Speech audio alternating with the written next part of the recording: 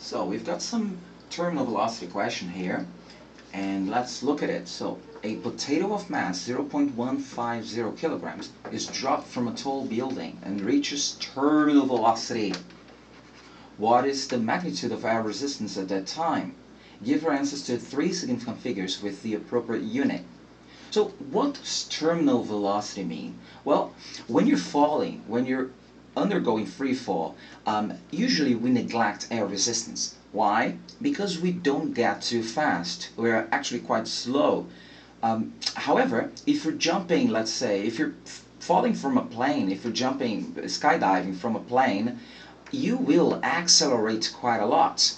And there will be a time that the air resistance will be so large that it will be in equilibrium. What happens is our resistive force, the faster you go, the resistive force of air will increase accordingly.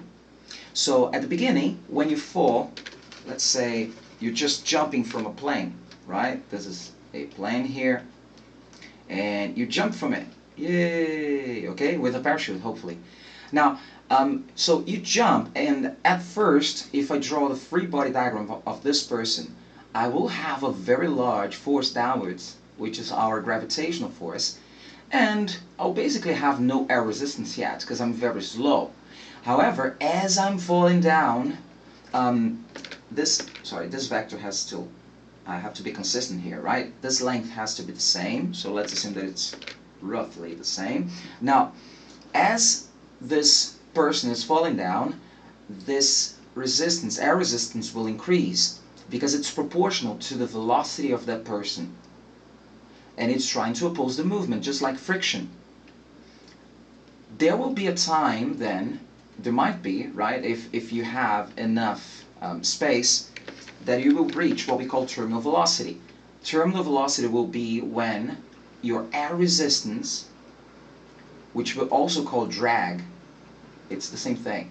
So your drag force or air resistance, when drag is the same as your weight, you will be in equilibrium.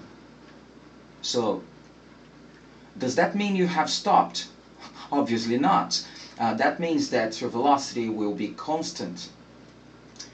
So what we have to look for in this question is, what would be the magnitude of the air resistance to make those forces the same?